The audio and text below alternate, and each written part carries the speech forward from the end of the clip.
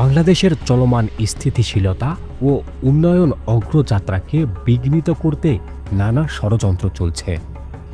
এর অন্যতম অংশ হিসেবে সামাজিক যোগাযোগ মাধ্যমে অপপ্রচার চালাচ্ছেন কিছু স্বার্থান্বেষী ব্যক্তি।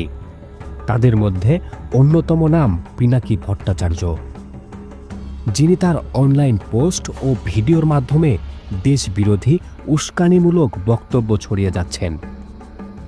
পিনাকির অতীত কর্মকাণ্ড, ব্যক্তিগত জীবনাচরণ, কর্মজীবন ইত্যাদি নানা বিষয়ে ব্যাপক বিতর্ক থাকা সত্ত্বেও বর্তমানে তিনি যুব সমাজ তথা সমাজের সম্মুখে আইকনিক ব্যক্তিত্ব হওয়ার আকাঙ্ক্ষায় এসব কর্মকাণ্ডে লিপ্ত রয়েছে। তবে তার অতীত কর্মকাণ্ড কি আদৌ তাকে নৈতিকতার শিক্ষা দেওয়ার যোগ্য ব্যক্তি হিসেবে প্রতিষ্ঠিত করে? 2008 সালে বাংলাদেশের স্বাস্থ্য খাতে সবচেয়ে বড় কেলেঙ্কারির একটি ঘটনা ঘটে, যেখানে পিনাকি ভট্টাচার্য ও তার প্রতিষ্ঠান পপুলার ফার্মাসিউটিক্যালসের নাম উঠে আসে। কালাজ্বর নির্মূলে সরকারি উদ্যোগে বিনামূল্যে ঔষধ সরবরাহের সিদ্ধান্ত নেওয়া হয়। বিশ্ব স্বাস্থ্য সংস্থা WHO এই প্রকল্পের অর্থায়নের শর্ত হিসেবে ঔষধের মান আন্তর্জাতিক মানের হতে হবে এবং উৎপাদনকারী প্রতিষ্ঠানের কমপক্ষে 2 বছরের অভিজ্ঞতা থাকতে হবে বলে ঘোষণা করেছিল। স্বাস্থ্য অধিদপ্তরের টেন্ডারে 2টি প্রতিষ্ঠান আবেদন করে। একটি ছিল জার্মানির ইটারনাজেন্টাসিস, যার ঔষধ ছিল মানসম্মত এবং পরীক্ষিত।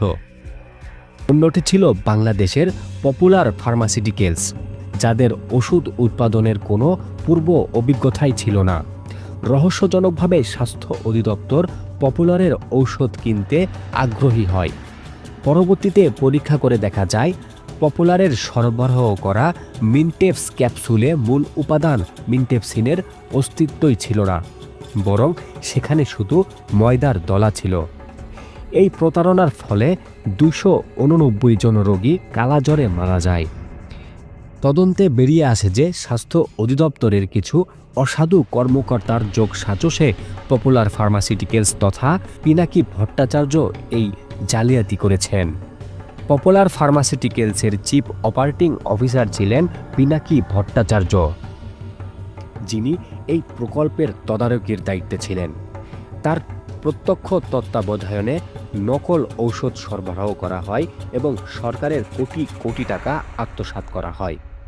পরবর্তীতে জনমতের চাপে স্বাস্থ্য অধিদপ্তর পপুলারের মিনটেপস সরবরাহ বন্ধ করে এবং তাদের উৎপাদন ও বিক্রি নিষিদ্ধ ঘোষণা করে।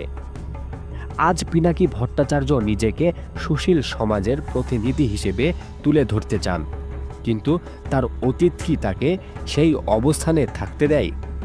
যে ব্যক্তি জীবন রক্ষাকারী ঔষধে প্রতারণা করতে পারে, সে দেশের স্বার্থ রক্ষায় কতটা বিশ্বস্ত হতে পারে? জনগণের মনে এসব প্রশ্নের উত্তর স্পষ্ট হওয়া দরকার।